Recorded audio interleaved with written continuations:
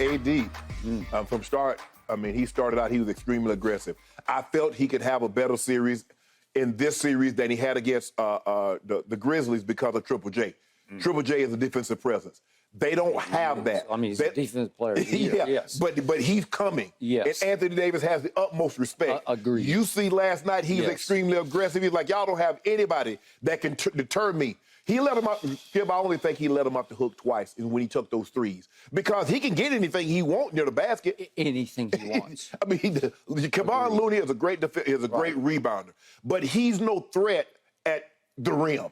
And AD knows that. So he's just getting the ball, putting the ball on the floor, and he's going, getting to its spot and elevating. Yep. Their defense was really good last night, Skip. Sometimes you just forget how good Steph Curry is. Because you're like, come on, Vando, you got to check. Then you're like, damn, Vando, you can't play the defense better than that. You all in the man grill, and he's still able to get it off. Clay just needs a half a step. Jordan Poole comes in, and he's pulling up from 30. He's hitting running threes. Yep. And then you're like, damn, are we going to be able to withstand this onslaught? The thing that really helped the Lakers offset the three-pointer because one team made three-pointer, had made 6 three-pointers. The other team had 3 guys make at least 6 three-pointers. Yep.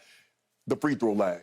Because they have an advantage, they can get downhill. Because they were extremely aggressive. Let's give AD was sensational last night. 30, 23, 5, 4 blocks. He's one of the, Elgin Baylor, Kareem, Shaq, and now Anthony Davis. A 30-20 ball game. I predict more of this to come. Now, I'm not going to say he's going to get 30-20, but I'm saying he's going to dominate because he has to dominate to offset the great shooting of the Warriors. This series is a long way from over, but I think the Lakers have to like what they don't get complacent, get greedy. I don't know why people don't like to get greedy. Man, if I order something, I'm eating everything on the plate. When I order, you go to Mastro's, everything is a la carte. I'm eating everything. I want the Brussels sprouts. I want the mac and cheese. I don't even really eat mac and cheese, but I'm saying, no, I'm going to take it home. They have great mac and cheese. I can't eat it. We get it, actually.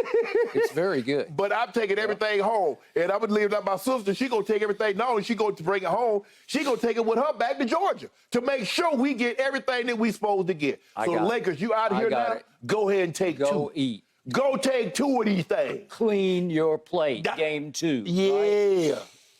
Okay, it is my turn. And I must admit, I'm exhausted from watching this game last night because it was something. It was a lot of great. It was a lot of bad. It was breakneck finish. It was down the stretch, down to the wire, crazy, go nuts, roller coaster ride. That last 5 minutes, I was on the floor. So was I. But I'm going to start in the big picture, and I'm going to start with the positive because there's a whole bunch of negative that undercuts a big bunch of the positive. Right. I told you yesterday, I tweeted at the start of the game, Anthony Davis should destroy Kevon Looney. Yeah. And he basically did. Well, he basically destroyed him in the first half because he had 23 and 11 at halftime and had made all 5 of his free throws, which he sometimes doesn't do. So he had a game in the first half. He had a big playoff game just in the first half alone. And that was his first. That was his first, if I'm not mistaken, playoff game in which he had 20-10 at the half. Okay. He had 23 rebounds. But so did Kevon Looney, which is pretty hard to believe because Looney can't guard him, but Looney can bang with anybody of any height. We could bring Wilt back, and Kevon Looney would probably get 20 rebounds off Wilt. Yeah, Skipper, he's not a leaper. He ain't no leaper. He's got some Rodman in him, except put that big caboose on him, Skip, and move him. He's actually hungrier than Rodman ever was. I mean, he just scratches and scraps and fights and claws for every last inch, every last rebound, and he got 7 more offensive rebounds to AD's 4. So he actually beat him on the offensive glass. So he held his own in the rebound category, but he just can't guard him because he's too slow-footed. Yeah. He's got that nose for the basketball when it goes up, but mano a mano, can he guard AD? No. It's a joke. And so my biggest takeaway from last night is you guys should be just blasting these guys. You guys in the paint, look at points in the paint. It was 54-28. You crushed them. Yeah. And LeBron has some to do with that, too, and should have more to do with it in game 2, 3, 4. I mean, heck, there were times last night when I thought game 2, 3, 4, like, could the Lakers sweep them? Seriously, there were stretches of this game I thought the Lakers are going to sweep them because there were many long stretches when I thought the Lakers looked like the much superior team on both offense and defense. I also told you yesterday that Jared Vanderbilt, with a little help from Dennis Schroeder and maybe a little more help from Austin Reeves, will bother Steph Curry. Right. And I think they did bother him. Yeah, they did. Right? Okay, because he winds up 9 of 25. 9 of 25. That's Clay. 10 of 24. 10 of 24. Okay, That's Clay. but Clay, neither one of them were very good. Listen, the Lakers flipped the switch at the trade deadline, and they turned into one of, if not the best defensive team in basketball. Right. So all of a sudden, they're actually leaning on their defense. And when LeBron goes and positions himself down in the lane alongside AD, my God, the Golden State couldn't get to the rim, right? Yep. They're going to block you. They're going to get a hand on you. They're going to alter your. Yeah, they had 10 blocks between them, right? No, Okay, they had 10 blocks on the team. total. Okay, AD had 4, LeBron had 3. Okay, there you go. All right, so the point is, I saw a lot of dominance from the Lakers, and yet I saw Golden State make, are you serious? They made 21 threes and lost a game. First time in playoff history for this franchise, the Golden State Warriors, the dynastic Warriors of the last few years, obviously. It's the first time they'd ever lost a home playoff game while making 20-plus threes. Right.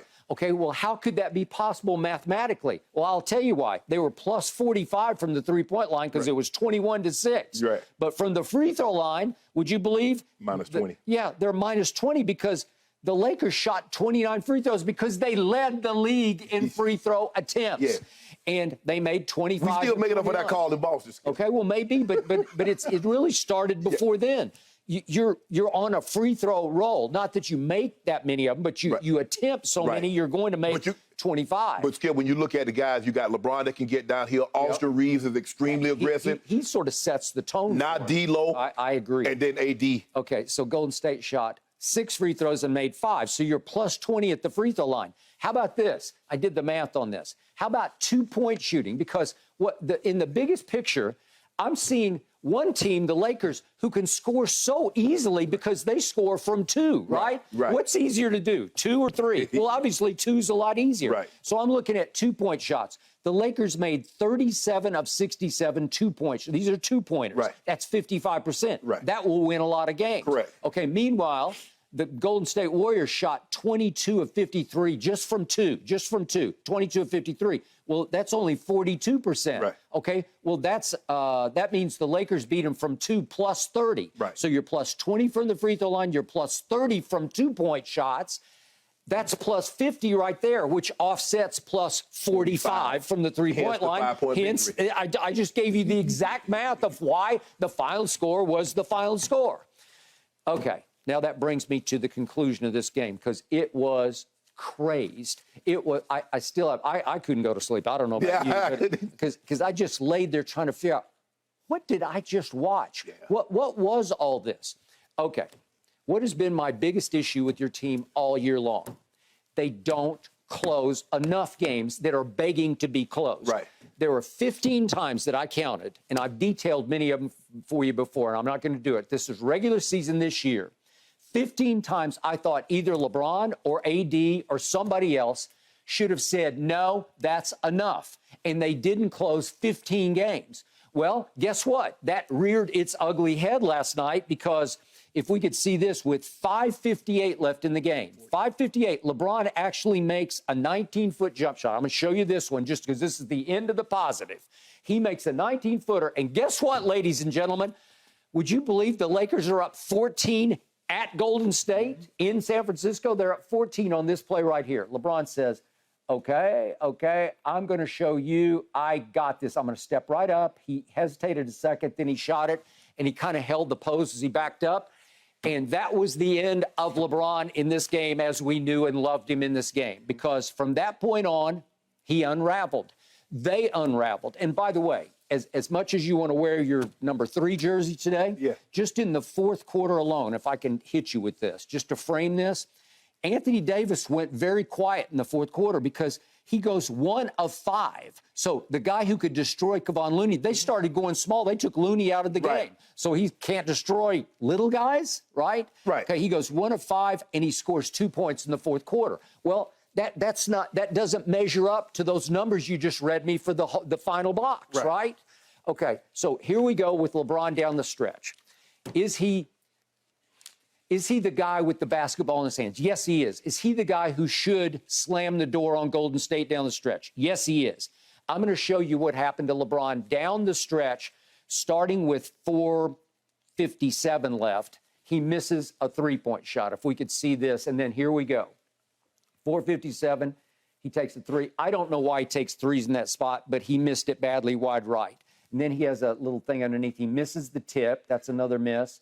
And then he gets blocked here by, I think it was, somebody got a hand on it, but it's a miss. And then 3:03 left. We got another travel. They called the travel on that one. And then he missed the free throw wide right and made the second one. That would have given him a 4-point lead. So now it's still a 3-point game. And then he tried to close it with that one, and he was way wide right. So he winds up going 1 of 8 from 3. I have told you through the playoffs that the worst thing he is doing now is jacking up way too many threes. And he's got to stop it because it's a liability. He goes 1 for 8 in this game. He was horrendous. He was 6 of 31 against the Grizzlies. So the point is, somebody has to step up and close these games by what LeBron needs to do, because I don't think Golden State can keep him from the rim. Why wouldn't he just put his head down and get to the free throw line? Hold on. Just go. Skip, I'm confused. Hey, Jen, can you read the question for me again? What was the biggest reason the Lakers won? Skip, How did they defeat the Warriors? Skip, you giving me like LeBron like they lost. Okay, well, they did everything in their power to lose the game. But they blew a 14-point lead because Steph. But they won. Okay, but Steph makes a three-pointer with 1:38 left, and you have blown the 14-point lead, right? No, a blown lead means you blew the lead and you lose the game. All right, I'm going. I'm cranking here. Okay, so Steph makes a 3 to tie at 1:38. Yes. Now for the single biggest play your Lakers made all night long. It had nothing to do with that guy, had nothing to do with your guy LeBron. It had nothing to do with Austin Reeves. It was D'Angelo Russell. Yeah. This was the shot of the game for me because he comes right down, no timeout, off Steph's 3. The building, they blew the roof off the building, right?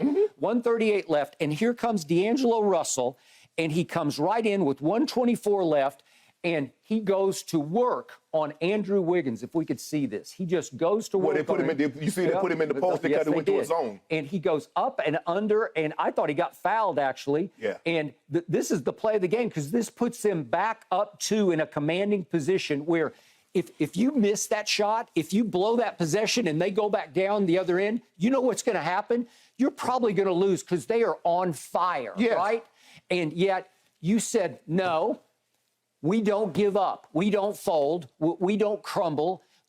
Our man, D'Angelo Russell, is going to go get a hoop on, and he's 6'4", and Andrew Wiggins is 6'7". Yeah. And he just took him to the cleaners. Well, he was making up for a couple of those blown easy layups that he missed. He missed a couple at the rim that he's I got it. He slapped his hand. That's the shot of the game because all of a sudden, at least you have a 2-point lead to play with. Can I ask you a question? Okay. Let's just say, for the sake of argument, Anthony Davis gives you 22 and 15. You think they win this game? No, but again, he put them in position. Yeah. But now somebody's got to close it. Right. And down the stretch, after LeBron hit the 19-footer, he goes 0 for 5 down the stretch with the travel, where he just sort of lost his feet for a second, and that was another wasted possession. Okay, so there's 6 times that LeBron didn't. He came up empty for them, and that's why suddenly they're back, and it comes down to we got to deal with this. Let's look at it from the Golden State perspective. We got one shot for all the marbles, and it comes down to Jordan Poole. If we could see the Jordan Poole shot, this is to tie. What is this? 104 left, I think. 104. Here's Jordan Poole for all the marbles. No, this is LeBron. Okay, so here we go. Steph. And Steph gets trapped, as he should, and he has no choice. He's got to go to Draymond, who swings it to Jordan Poole. Should Jordan Poole have gone up into that shot? At that point, Jordan Poole had made 6 out of 10 threes. Yeah. This is just me. I don't have a problem with that. I don't have a problem with it either. Okay? Because he came in, Skip, I think he came in the second quarter, and he caught fire. He got 13 in the second. Yep. Because the Lakers were starting to pull away until he come in. Remember, he got that 4-point play? Yeah. So I don't have a problem with it either. I'm sorry, I misspoke on that. This is all the way down to 9.9 seconds left. So we're to the bitter end, right? And that's the best shot you got. Well, it's far because it's 27 feet, right? But he had hit one earlier. Okay, there are 10 seconds left on the shot clock. Should he have driven? Because LeBron and AD are just camped underneath, and LeBron kind of made a little motion toward him. Right. But LeBron's got Andrew Wiggins, so that's not his guy because his guy was trapping. I think it was Jared Vanderbilt who ran all the way across and just flew by. Right. You know. But the point is that a good shot? I think for him, it's a good shot. Yeah. They gave him his money. They paid him like a star, and he's got to be able to take and make that shot. When it comes to Clay, Steph, and Poole, there are no bad shots because they can take and make bad shots. I mean, there are a couple of times that the ball barely touched Clay's hand, and he's letting it go. And we know Steph. Yeah. He's arguably the greatest bad shot. No, yes. He's made no, yes. Like, okay, Steph, go ahead and take that shot. Yep. So I don't have a problem with it either, Skip. And considering he came off the bench firing, he shot better this game than he probably did in all of the games, with the exception of one against Sacramento. Yep. So he's starting to feel it. Yep. I don't think Steve Kerr has a problem with that shot either. I can see, Skip, if you're down 2, you might want to say, well, you can get a better shot than that. Yep. But the 3 ties in this ball game, and who knows goes to overtime. Yep. They got momentum. They come back roaring back from 14 down. Yep. They probably take this in overtime. But I don't have a problem with the shot considering who shot it. Okay. Draymond shooting that shot, I got a problem with it. I would have a problem with it. Anybody else shooting it, I would have a problem with it, except for Clay, Steph, or Jordan Poole.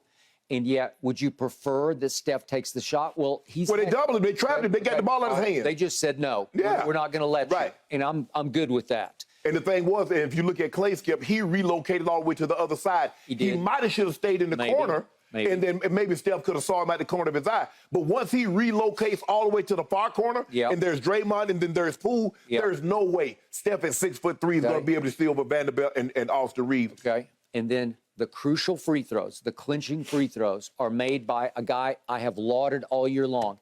Dennis Schroeder will step to the line and swish late-game crucial free throws. So what did they do? They did not want LeBron shooting those free throws, so LeBron took the ball out. Hold on. Can I ask you a question, Skip? Yes.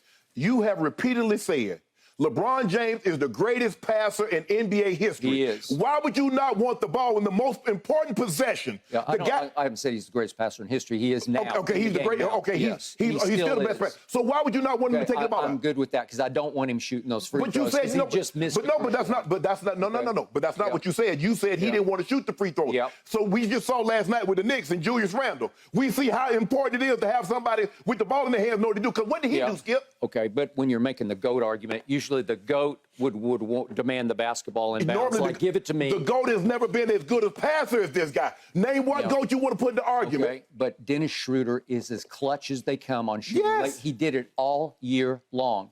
He was flawless on shooting late gamers because somebody had to step to the line and make it a 2-possession game. And he did as well. I think did we show it? I wasn't watching the monitor, but we got the inbounds pass to Schroeder, and he just runs away and wastes some time. And now somebody has to go just make sure that they're not going to get a last-second 3 to tie. And he steps right up and goes boom and boom. And that is the ball game. And it was a huge win on the road, as you predicted it would be. Yeah. I didn't think they could win this game. I thought Steph and company had too much momentum coming out of Sacramento. I thought the Lakers were too tired of the 7-game series that the Lakers had 3 days off. There's also that just momentum, that fire that they caught in Game 7 in Sacramento. And I thought at times last night you were about to be in trouble.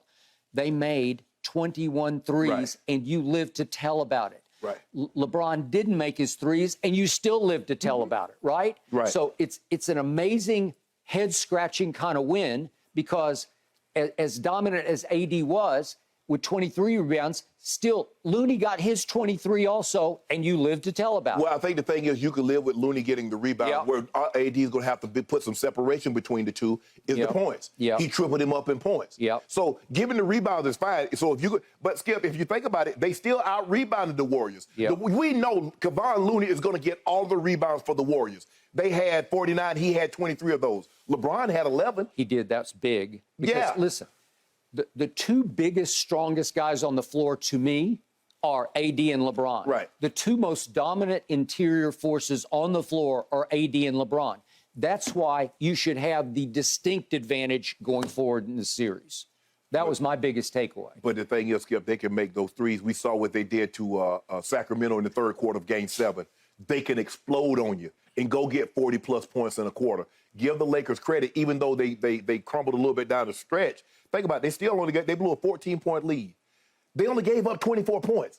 So think about that. At that point in time, they had only had 10 points in about 7 minutes in the ball game. Mm-hmm. Okay. And yet they scored only 21 in the fourth quarter. Yes. Okay, so that's the problem. If I told you you're going to be able to hold, how many games you think you can beat the Warriors if you hold them to 24 and 24, if you hold them to 48 points and a half? You win a lot of games because we know that team can go get 50 in a quarter because we saw Clay go get 37 in a quarter by himself. The converse of that, as I told you, is how many games are you going to win at Golden State in the playoffs if they hit 20 or more threes? Right. None. We do one because that was the first time ever, right? Yes. But you survived And it. they don't normally lose game 1 at home. No, they don't. Well, they just don't lose at home. They've been one of the not in the playoffs. No. Not very often. I mean, heck, during the season, they were one of the worst road teams and one of the best home teams. Right. I think they had the second best home record. Get greedy, Lakers. Yeah. Get greedy. Yeah. I need you to handle prosperity. All right. Here we go. We'll see how the Warriors respond tomorrow night, guys. They have that one at home, and then the series shifts to L.A. on Saturday. By the way, gentlemen, both Steph Curry and Coach Steve Kerr defended that Jordan Poole shot. They said they had no problem with it. Yes. They agree with you. Thanks for watching, Undisputed fans. Subscribe here to get the very latest from Skip and Shannon. Plus, go watch a few segments from our other shows on FS1.